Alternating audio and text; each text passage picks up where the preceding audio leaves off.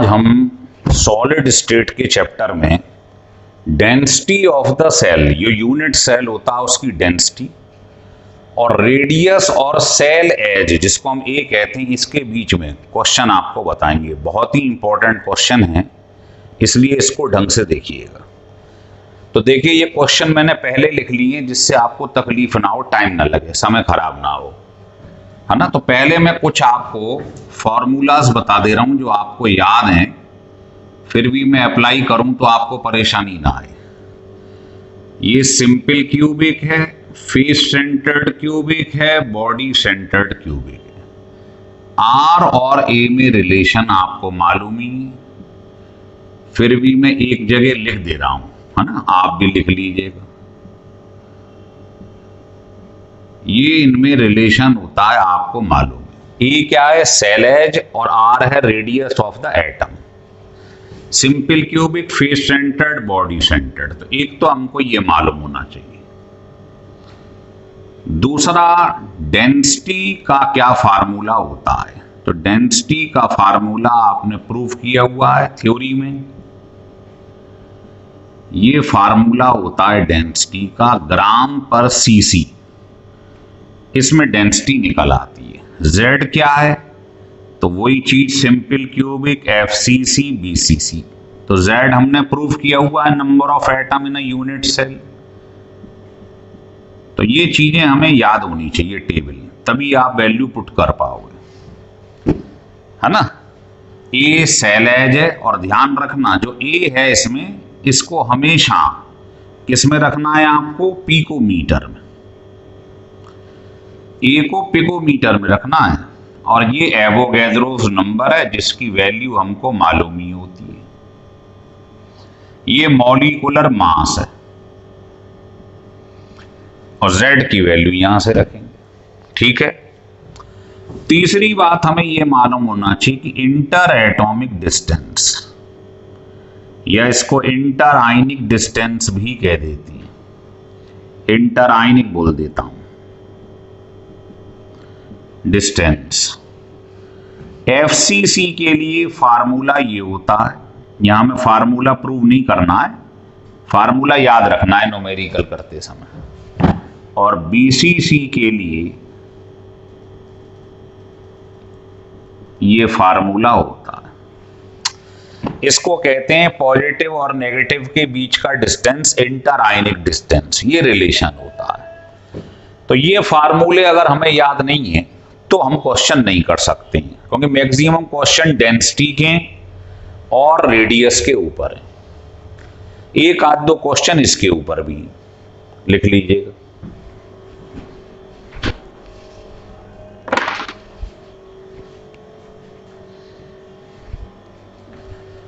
चलिए आगे बढ़ते हैं।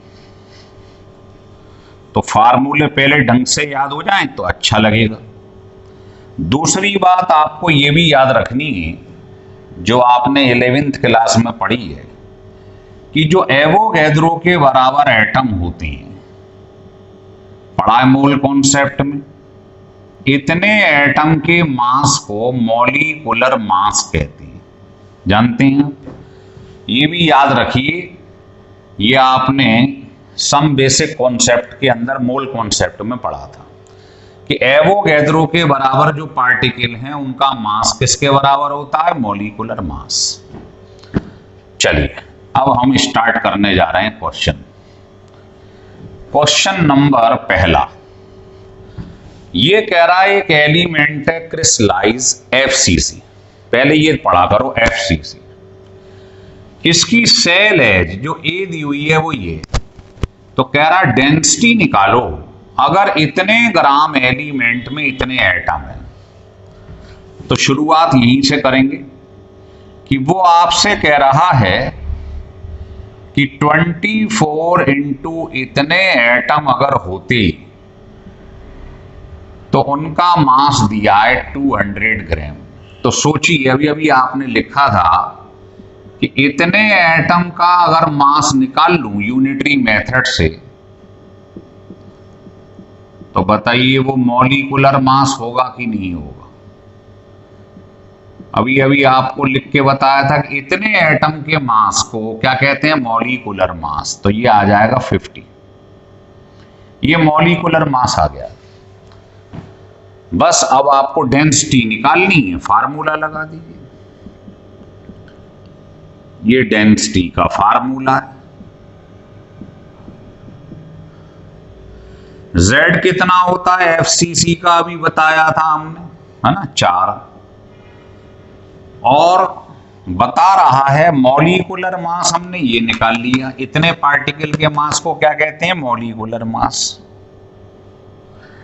सेल एज ए हमें दी हुई है, पिकोमीटर में रखते हैं, पिको में ही दी हुई है, सॉल्विंग नहीं करूंगा मैं। और एवोगैड्रो की वैल्यू आप जानते हैं, ये आपका आंसर ग्राम पर सीसी में निकल आएगा। ठीक है, तो मेन तो वैल्यू रखना सिखा रहा हूं मैं, कैसे रखी जाती है। चलिए, और वैसे भी यहां पर जब आपने इसे निकाला था, अगर इसे नहीं रखते तो नीचे इससे कट जाता, है ना, और आसान हो जाएगा। चलिए दूसरा क्वेश्चन, सेकंड क्वेश्चन में कह रहा है कि the density of the chromium metal is इतना। अब डेंसिटी दी है तो अपने आप समझ लो क्या होने वाला है। भाई डेंसिटी दी हो या पूछी हो तो समझ जाओ, इसका फार्मूला लगाना है बस। डेंसिटी का फार्मूला हमको याद होना चाहिए, ये लगा दो। अब ढूंढो, इसके अंदर समान है आपके पास डेंसिटी, यस, ए पिकोमीटर में, यस, ठीक है। उसके बाद में आपके पास एवोगैड्रो नंबर हमें मालूम ही है, ठीक है। एटॉमिक वेट हमें मालूम ही है, क्रोमियम का दे देगा 52। मॉलिक्यूल हो तो मॉलिक्यूलर वेट, एटम हो तो एटॉमिक वेट। इससे Z निकल आएगा। अगर Z2 आ जाए मान लो तो आपका आंसर होगा BCC। 4 हो जाए तो FCC, 1 हो जाए तो सिंपल। तो यही आपको बताना है कौन से टाइप का क्रिस्टल है, what is the type of the unit cell. तो Z की वैल्यू जो आएगी वो हमें टाइप बता देगी। समझ गए क्वेश्चन। चलिए थर्ड क्वेश्चन की तरफ बढ़ते हैं। आइए, ये कह रहा है KF NaCl जैसा है और NaCl होता है FCC। तो कह रहा है डिस्टेंस बताओ इन दोनों के बीच का। अब वही क्वेश्चन आ गया, नहीं आ गया। कैटाइन और एनाइन के बीच के डिस्टेंस को कहते हैं इंटर आयनिक डिस्टेंस। FCC के लिए कितना होता है, A/2। अब आपसे इस क्वेश्चन में कह रहा है आपको डेंसिटी दे रहा हूं, ध्यान देना, KF की डेंसिटी दे रहा हूं। तो इधर आना जरा, डेंसिटी का फार्मूला लगा दीजिएगा। ये लगा दीजिएगा, ठीक है। चलिए अब सोचिए, KF का मॉलिक्यूलर वेट हमें मालूम ही है, K का 39, F का 90, 58 रख देंगे यहां पर। अब वो कह रहा है ये FCC है, तो FCC के लिए Z4 होता, रख देंगे, ठीक है। एवोगैड्रो की वैल्यू हमें मालूम ही होती है, रख देंगे हम, बस वैल्यू रखना सीखो आप। और डेंसिटी मुझे क्वेश्चन में दी हुई है 2.48, रख देंगे यहां पर। बताइए अननोन क्या है, A। यहां से A कैलकुलेट कर लो और जैसे ही A आए उसे यहां रख दो, तो इनके बीच का डिस्टेंस निकल आएगा A रखते ही, बस खत्म क्वेश्चन। भाई यहां से A निकल आएगा, यहां रख दो A, तो इनके बीच का डिस्टेंस ही तो निकालना है, निकल आया।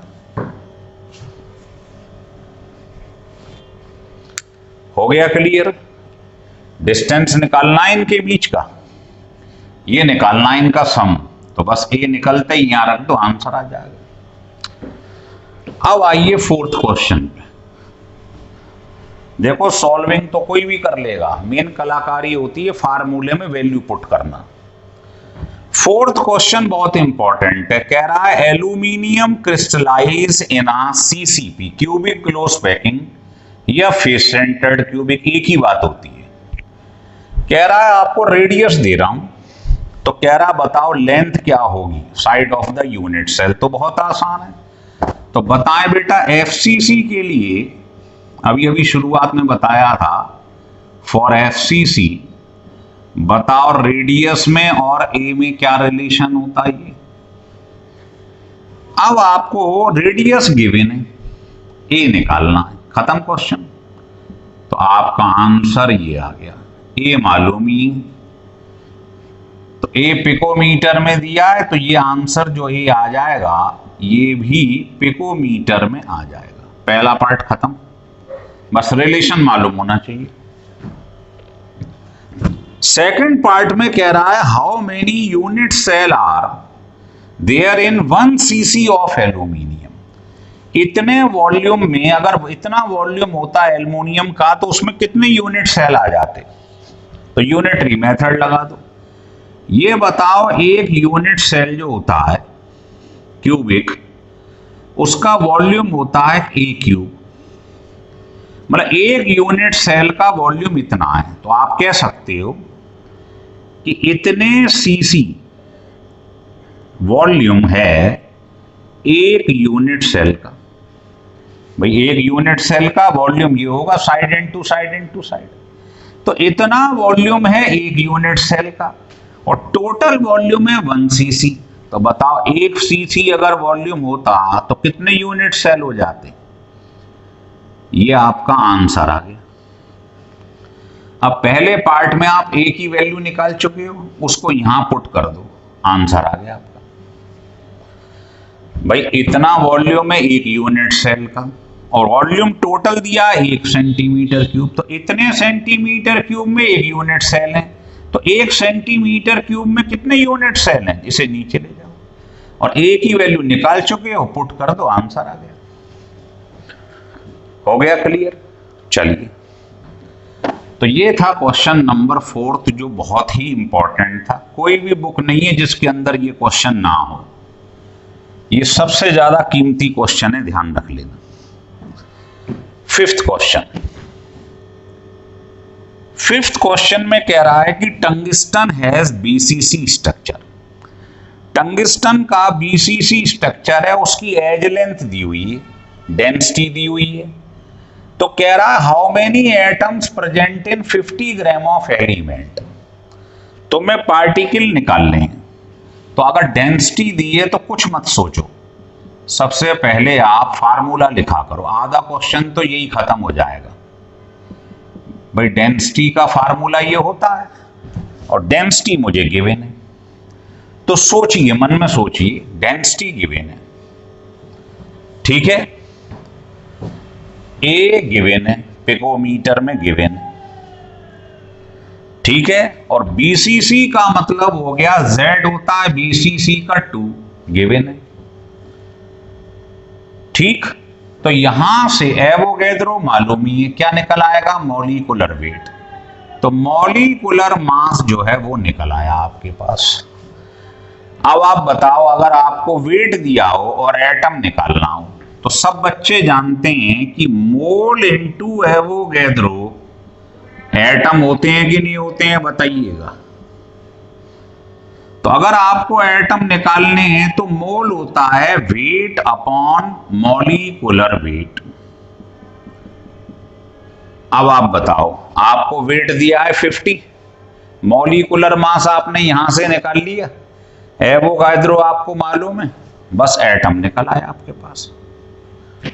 भाई देखो, वेट दिया है 50, मॉलिक्यूलर मास यहां से कैलकुलेट करके निकाला गया है, एवोगैड्रो की वैल्यू सबको मालूम है, तो बताइए एटम आ गए नहीं आ गए, आंसर आ गया बस। तो आपको कभी भी पार्टिकल निकालने हो तो मोल इनटू एवोगैड्रो कर दो, मोल होता है वेट इन ग्राम अपॉन मॉलिक्यूलर वेट, बस खत्म। आ गया फिफ्थ क्वेश्चन समझ में। अब हम देखेंगे क्वेश्चन नंबर 6। क्वेश्चन नंबर 6 जो है वो भी ऐसा ही है। कह रहा है दो चीजें हैं, एक सीजियम क्लोराइड है और एक एल्यूमिनियम है, ध्यान देना जरा। कह रहा है ये बीसीसी है, दूसरा एफसीसी है, तो यहां सामान इकट्ठा करते चले जाओ। देखिए एक CSCl है, एक एल्यूमिनियम है, ये बीसीसी है, ये एफसीसी है। इसका मतलब ये अंडरस्टूड है, इसका बीसीसी का Z2 होता है, इसका 4 होता है। दोनों की सेल एज दी हुई है A1 और A2, तो वैल्यू बाद में रख देंगे। दोनों की सेल एज अलग अलग दी हुई है, ठीक है, और दोनों का मॉलिक्यूलर मास भी अलग अलग होगा क्योंकि अलग अलग कंपाउंड है। तो कह रहा है इनकी डेंसिटी का रेशो बताओ, मतलब कौन लार्जर है डेंसिटी। तो बहुत आसान सवाल है, डेंसिटी का फार्मूला लिखो और डिवाइड कर दो।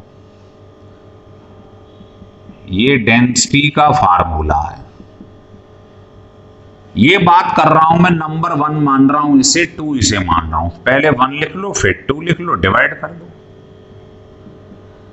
यही बताना है कौन ज्यादा है, D1 ग्रेटर देन D2 है या D2 ग्रेटर देन D1 है। तो आप बताइए, दोनों का Z अलग है तो इसे Z1 लिखो, इसे Z2। दोनों का मॉलिक्यूलर मास अलग है, ये लिख लो। दोनों का A अलग है, सेल एज, ये लिख लो। बाकी ये दोनों चीजें सेम है, कांस्टेंट है, ये काट दो। अब इसे सॉल्व कर लो, खत्म क्वेश्चन। ये आ गया बस।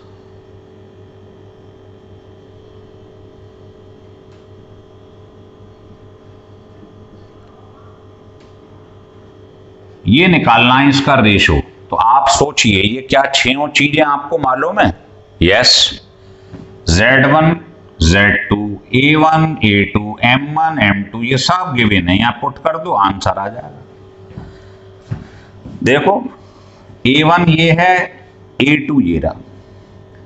दोनों का मॉलिक्यूलर वेट, इसका मॉलिक्यूलर वेट गिवन है, एल्युमिनियम का हमको मालूम ही होता है 27 एटॉमिक वेट। तो M1 M2 मालूम है, A1 A2 मालूम है, Z1 Z2 मालूम ही है। यहाँ वैल्यू पुट करो, मालूम पड़ जाएगा आंसर क्या है। तो मुझे लगता है ये 6 क्वेश्चन आपकी समझ में आ गए हैं। अब इसके आगे देखिए, मैं बताता हूं आपको, लिख लो।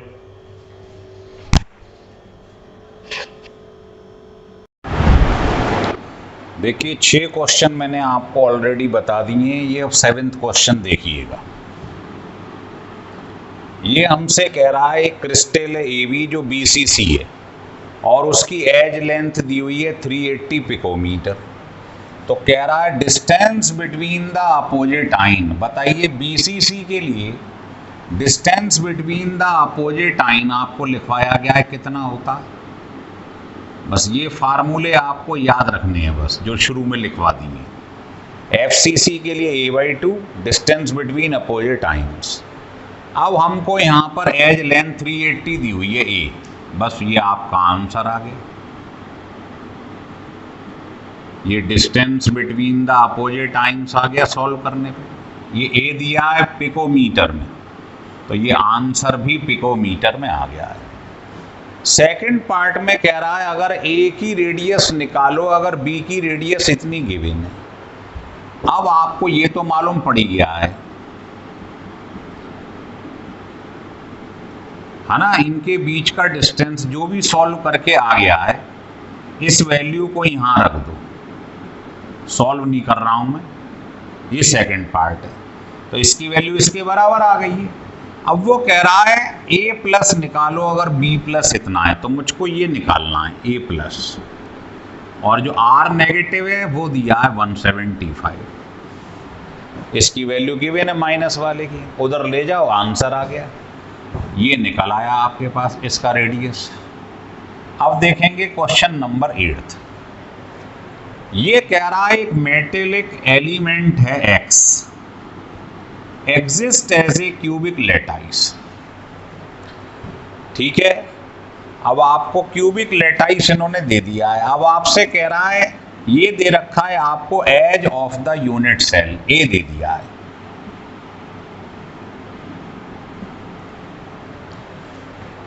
और आपको डेंसिटी दे दिया है।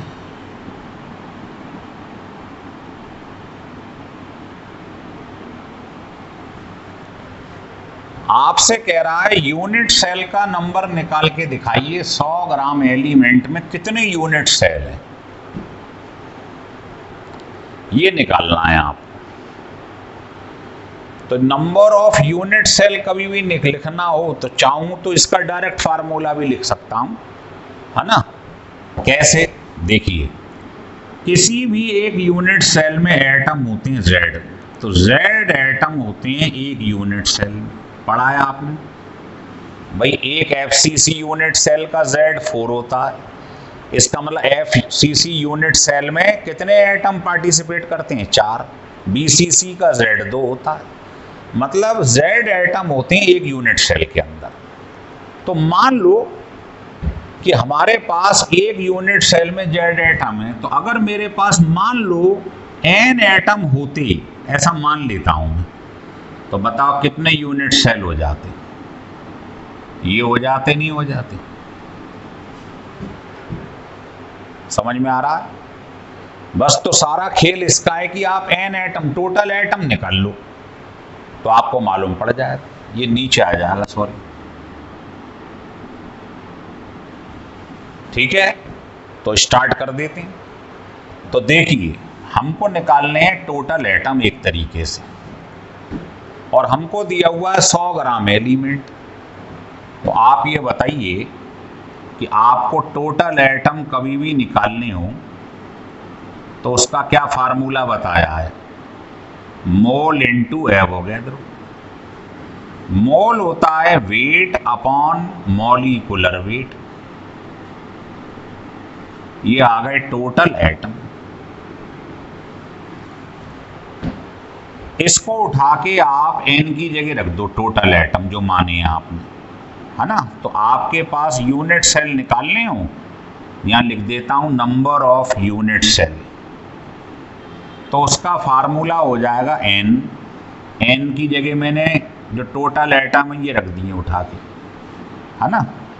तो नंबर ऑफ यूनिट सेल क्या होता है, ये निकाल लो आप इस फार्मूले से, है ना। तो आपको ये बताओ पहले कि Z एटम में तो एक यूनिट सेल है, तो N एटम अगर होते तो उसके अंदर इतने यूनिट सेल हो जाते। यूनिट सेल ही तो निकालना है आपको, ठीक है।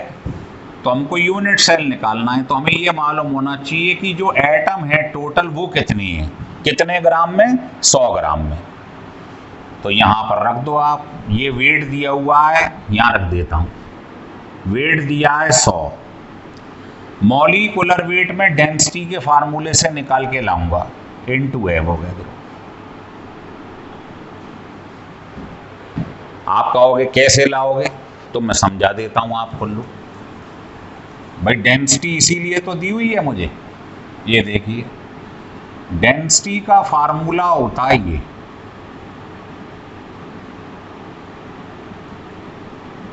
यही होता है डेंसिटी का फार्मूला। तो आपको इस क्वेश्चन में देखो, 8th क्वेश्चन में डेंसिटी गिवन है, तो डेंसिटी में रख दूंगा, सेल एज मुझे दी हुई है, रख दूंगा, है ना। बाकी यहां से क्या करूंगा, मॉलिक्यूलर मास निकाल लूंगा। मुझे Z कुछ नहीं मालूम है, तो बताना मॉलिक्यूलर मास क्रॉस मल्टीप्लाई से कितना आ गया। सॉल्व नहीं करना है, अगर सॉल्व करोगे तो समय खराब कर दोगे। ये वैल्यू आ गई मॉलिक्यूलर वेट की, इसे यहां रख दो।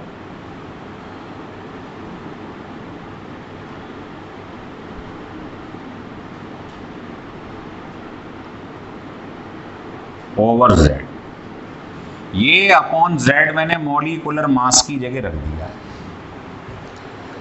तो आप देख रहे हो ये तो कट गया, ठीक है। ये आ गए टोटल एटम, मतलब N। जो N एटम आ गए, देखो तो यूनिट सेल कैसे निकालते हैं, N ओवर Z। तो ये तो निकला N, अगर N अपॉन Z कर दूं तो यूनिट सेल आ जाएंगे। तो N अपॉन Z मुझे निकालना है यूनिट सेल, तो ये N आ गए, इसको Z से डिवाइड कर दो, है ना, तो ये निकल आएगा। इसको मैं परेशान मत होना, इसको मैं एक फार्मूले की शक्ल दे दे रहा हूं जिससे आपके पास within a second answer आ जाएगा। आप कहोगे कौन सा फार्मूला है? देखिए, आज के बाद अगर कभी भी आपको नंबर ऑफ यूनिट सेल निकालने को आ जाए तो इतना लॉन्ग प्रोसीजर मत कर देना कहीं पे। ये क्या था? 100 क्या रखा है आपने बताइए? वेट।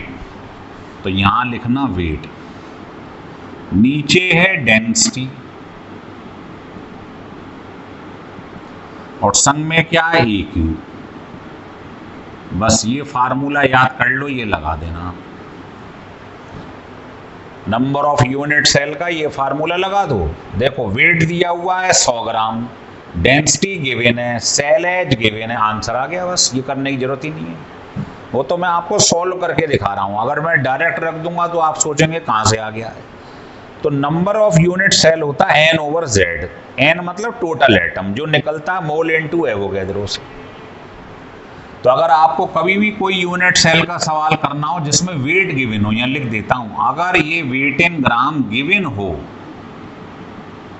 जैसे इस क्वेश्चन में गिवन था कि 100 ग्राम एलिमेंट में बताओ कितने यूनिट सेल हैं, तो ये फार्मूला लगा देना, 1 मिनट में आंसर आ जाएगा।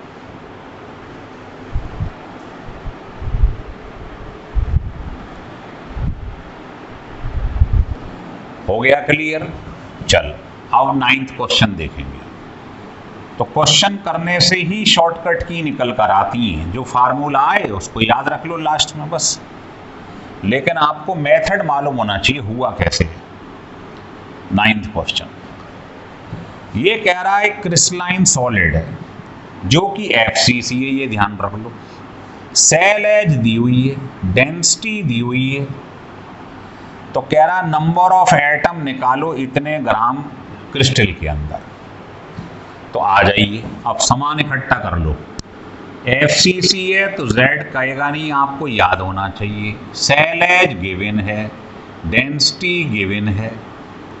डेंसिटी जैसे ही दिया करे तो आप सबसे पहले ये फार्मूला लगा दिया करो डेंसिटी का। सबसे पहले ये फार्मूला लगा दो, ठीक है।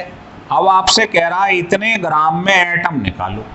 तो मैंने आपको बताया था कभी भी एटम निकालना पड़े तो एटम का फार्मूला होता है मोल इनटू एवोगैड्रो, और मोल होता है वेट अपॉन मॉलिक्यूलर वेट।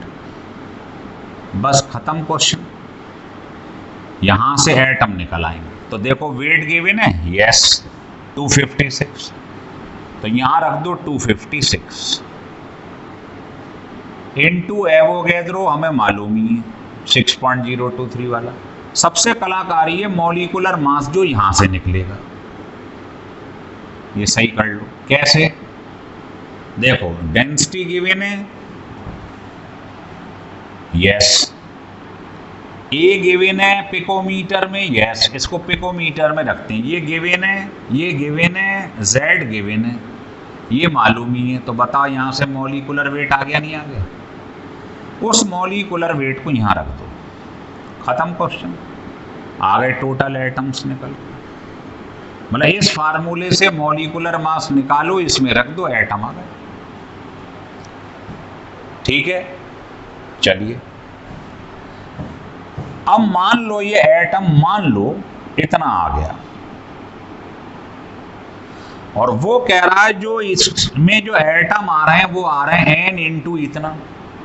तो इसका मतलब बताओ n की वैल्यू क्या हो गई? 6। समझ में आ रहा है? ये क्वेश्चन JEE में आया है 2017 एडवांस में। JEE एडवांस का क्वेश्चन है। जो होते हैं ना, आपने देखा होगा इंटीजर टाइप के क्वेश्चन जिनका आंसर 0 से लेके 9 तक आता है, वो है ये क्वेश्चन। तो बस कंपेयरिंग करानी थी, जो वैल्यू आए इन्होंने ये दे रखी है, तो n की जगह क्या लिखा है? 6, तो 6 आंसर हो जाएगा। तो ये मैंने मान लिए 6 इंटू, ये मत सोचना 6 आ रहा है, मैं तो फंडा सिखा रहा हूं भाई। चलिए तो पहले नंबर ऑफ एटम कैसे निकलता है, ये मालूम, ये कहां से लाएंगे, इस फार्मूले से, क्योंकि डेंसिटी गिवन है।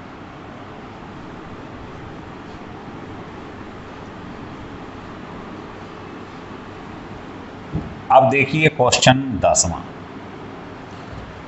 इस क्वेश्चन में कह रहा है ये तुम्हारे पास कंपाउंड है, ये BCC है, इसकी डेंसिटी गिवन है, तो कह रहा है एज लेंथ निकालो।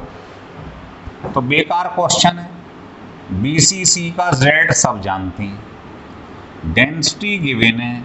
डेंसिटी गिवन हो तो सबसे पहले फार्मूला ये लगा दिया करो हमेशा, ये आपको टिप्स पे रखना है, ठीक है। अब देखो CaCl है, उसका मॉलिक्यूलर वेट गिवन है, डेंसिटी गिवन है, Z मालूम ही है 2 होता है BCC का, ये मालूम ही है। बताओ A निकल आया नहीं निकल आया, पिकोमीटर में आपका आंसर आ गया। मॉलिक्यूलर वेट जो है CaCl का, वो मैंने अभी थोड़े पिछले क्वेश्चन में बता ही दिया था, 168 के करीब था, आपको लिखवाया था मैंने, जाने वो रख देना यहाँ पर आप मॉलिक्यूलर मास की जगह। सेकंड पार्ट में कह रहा है इसके, ये तो पहला पार्ट था, ये कह रहा है what is the distance between this and this.